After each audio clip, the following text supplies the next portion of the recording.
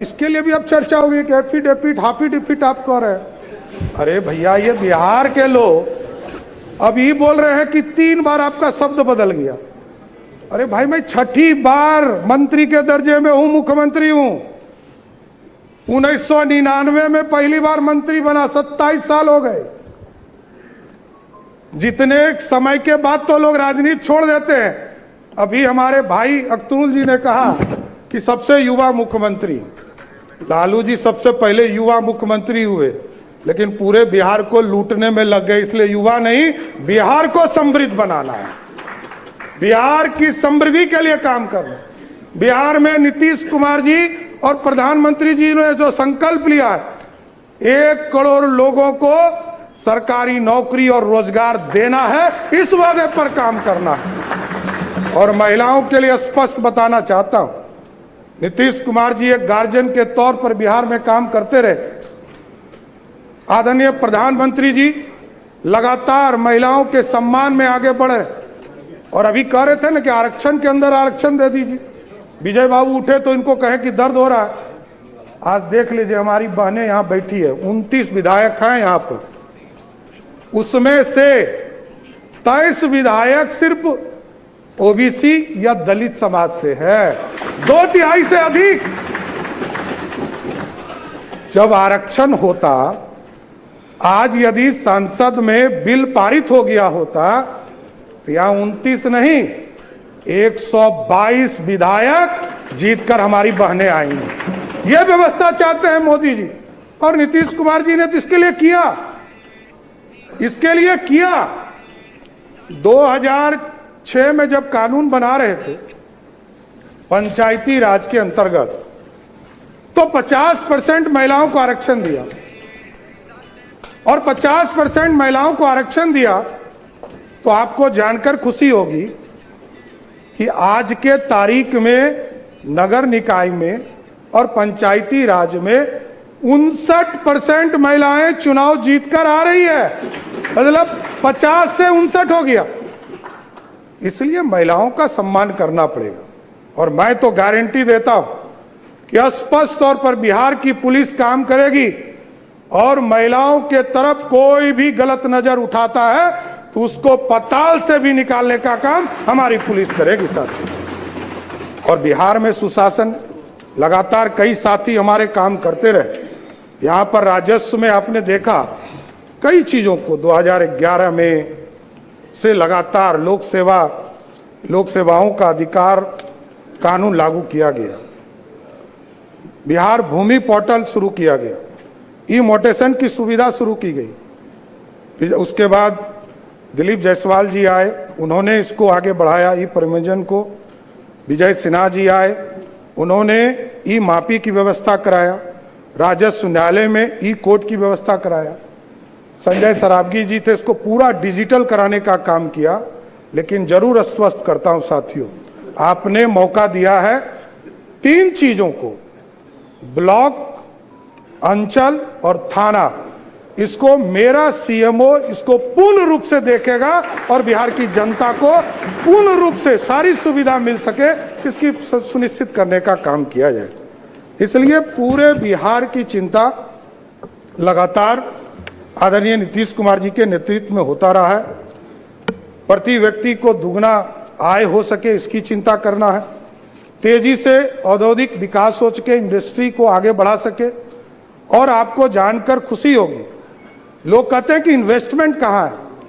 मैं बताना चाहता हूँ, 2024 के 28 जनवरी को हम लोगों ने ओथ लिया आदरणीय मुख्यमंत्री नीतीश कुमार जी के साथ। मैं फाइनेंस डिपार्टमेंट में काम कर रहा था। हमें यह ज्ञात होते रहा कि कई चीजें बिहार की जनता को हम बता नहीं पाए। और आपको जानकर खुशी होगी कि पिछले 2 साल में बिहार में 1,36,000 करोड़ का प्राइवेट इन्वेस्टमेंट सिर्फ बिहार में कराने का काम किया गया। और इसको टारगेट लिया है हम लोगों ने कहा है कि अगले 1 साल में, जब 1 साल पूरा हो, तो बिहार की जनता को प्राइवेट इन्वेस्टमेंट के सेक्टर में लगभग 5 लाख करोड़ रुपए का इन्वेस्टमेंट सिर्फ बिहार में हो, इसकी चिंता करनी। और ठीक है, तेजस्वी जी ने अच्छा कहा कि हम समर्थन करेंगे, अच्छे विषयों पर आएंगे, तो जरूर देखता हूं समर्थन मिले, बिहार की चिंता हो, यह जरूर हम लोग समर्थन चाहेंगे।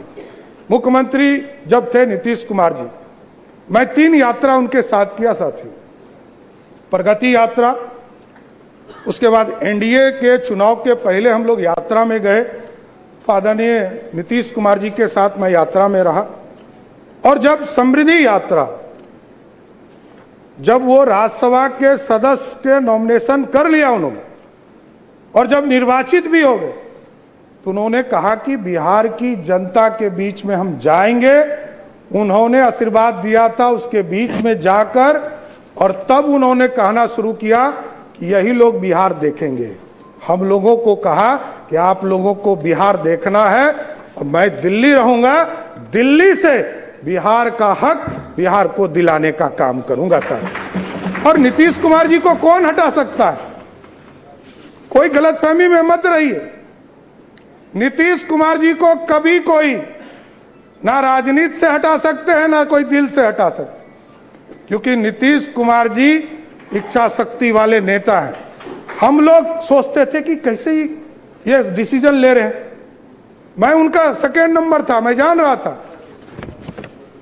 पार्टी ने उस समय हमको नहीं कहा था कि हम मुख्यमंत्री होंगे, पार्टी ने जब निर्णय लिया तब मुझे पता चला।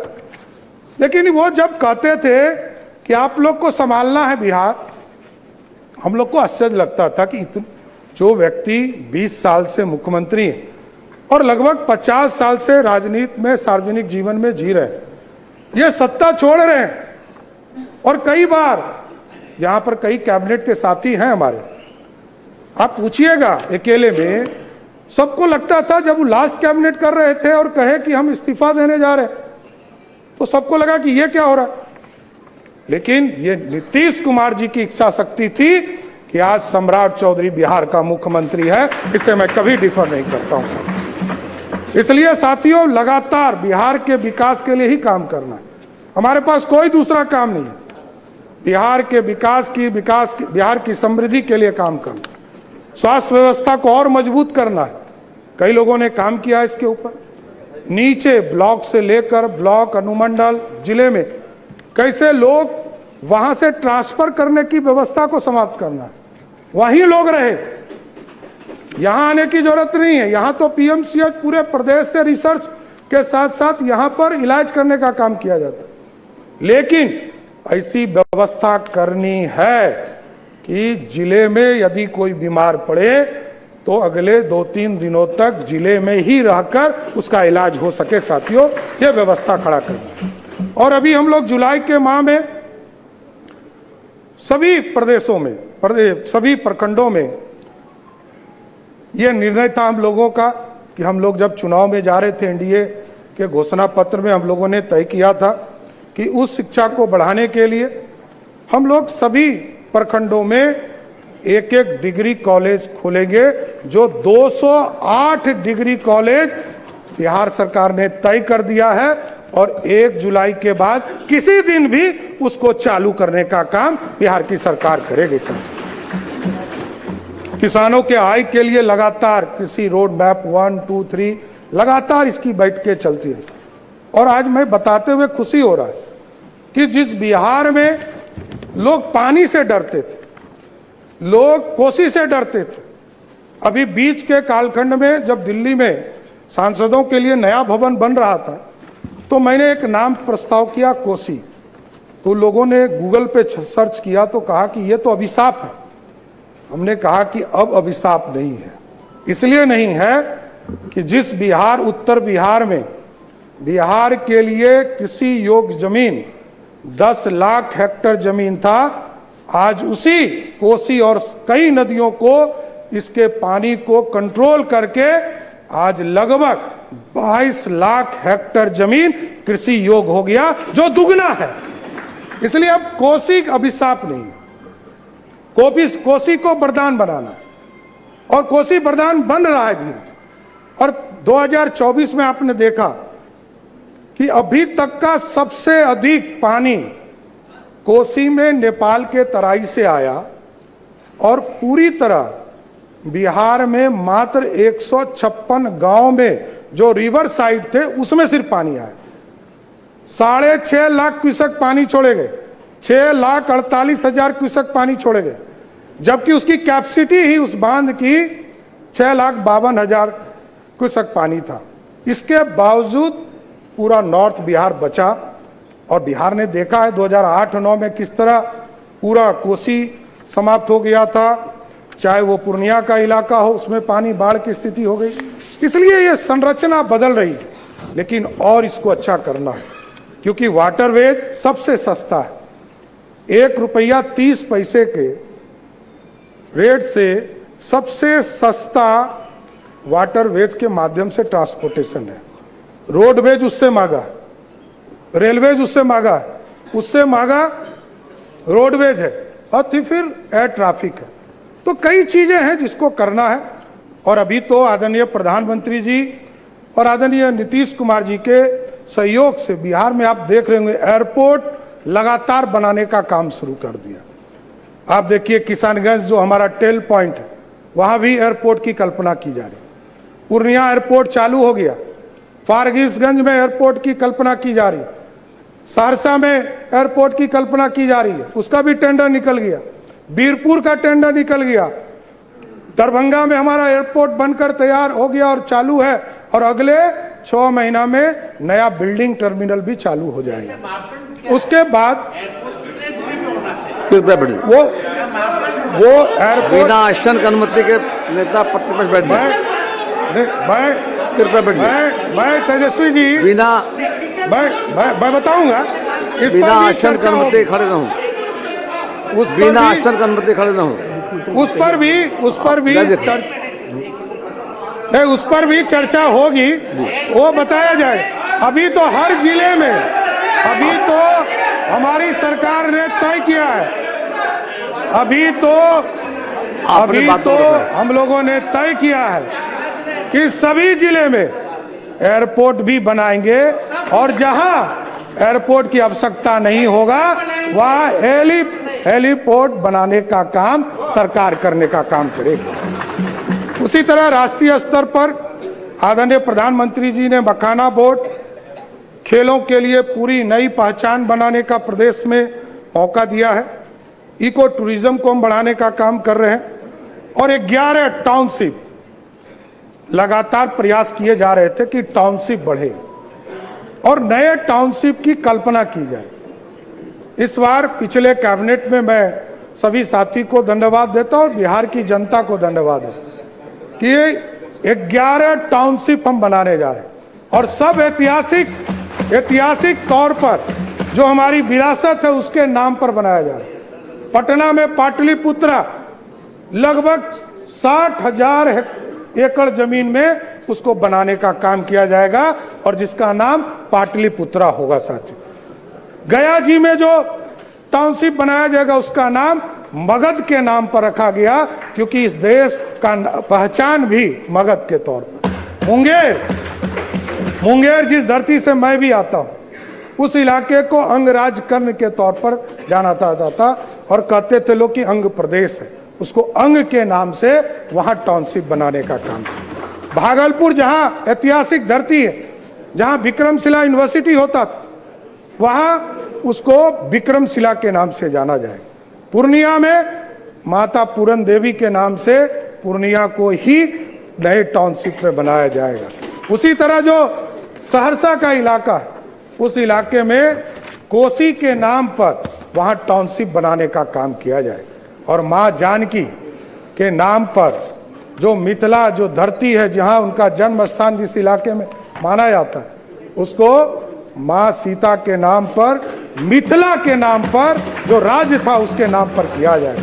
और जो नीतीश कुमार जी ने घोषणा किया था स्वयं, वो था सीतामढ़ी की पावन धरती पर जाकर जब मां सीता के जन्म स्थान पर भव्य मंदिर बनाने का काम शुरू किया गया, तो कहा गया कि हम यहाँ सीतापुरम एक नया शहर बनाने का काम करेंगे। उसी तर्ज पर तिरहुत मुजफ्फरपुर में, सोनपुर के इलाका में हरिहर बाबा है, हरिहरनाथपुर बनाने का काम किया जाएगा, और जो छपरा का इलाका है उसमें सारण जो पुराना कमिश्नरी माना जाता है, पुराना जिला माना जाता है, उसके नाम पर बनाने का काम किया जाए।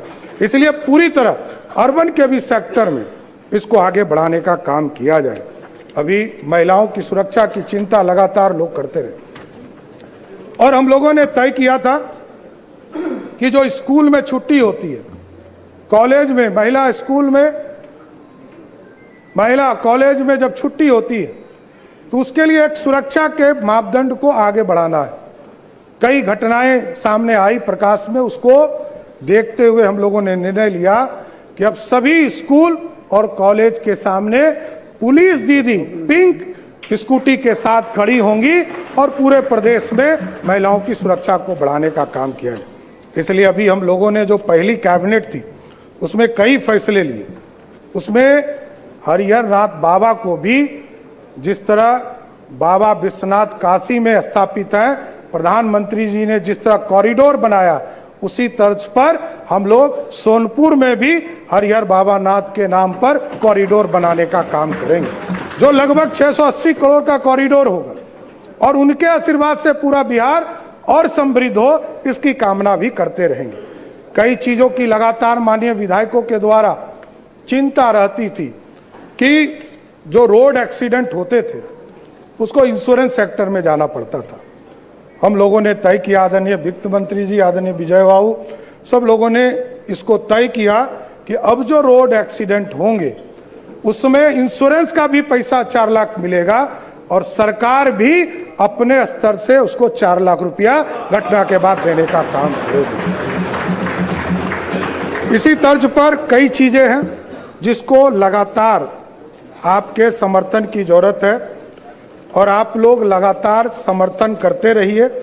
ये जरूर आश्वस्त करता हूं कि कई सेक्टर हैं जिसमें काम करने की जरूरत और भी है।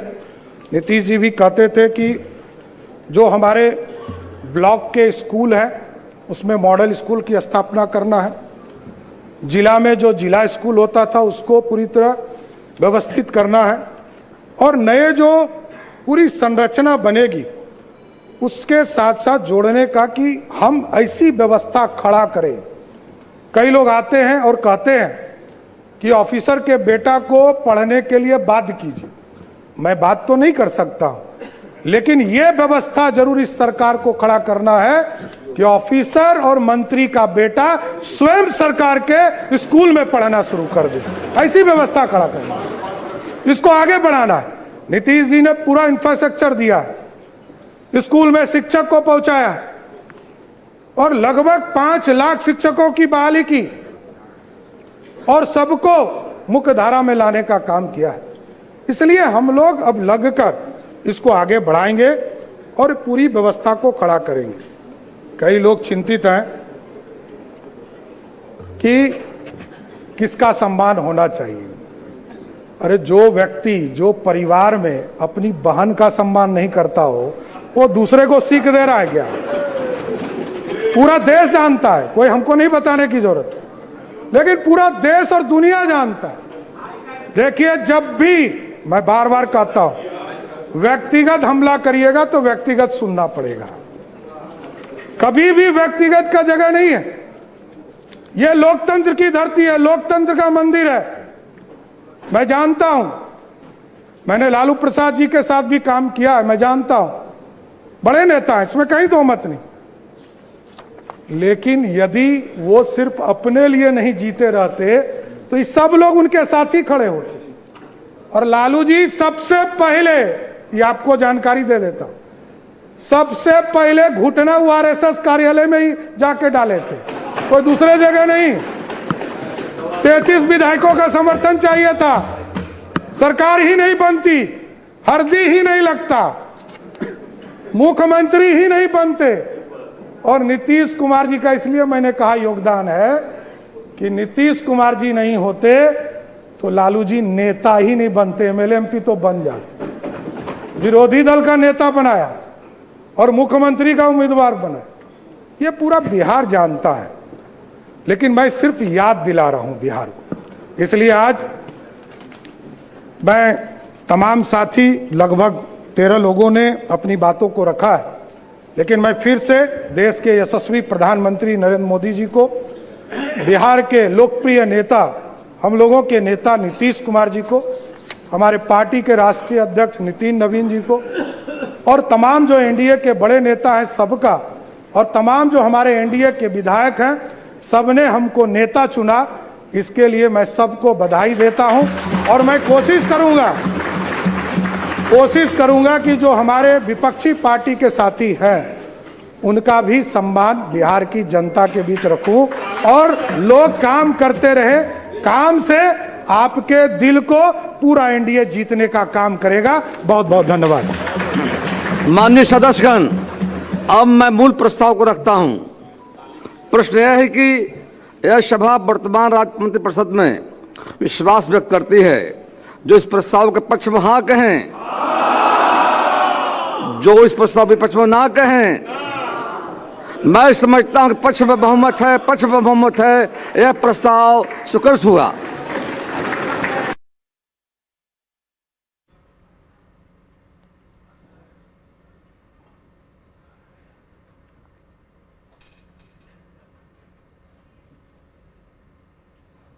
आग्रह अपने विचार रखना चाहेंगे माननीय नेता विरोधी दल। तो देखिए, विधानसभा की कार्यवाही आप देख रहे थे और यहां पर फ्लोर टेस्ट पास कर लिया गया है।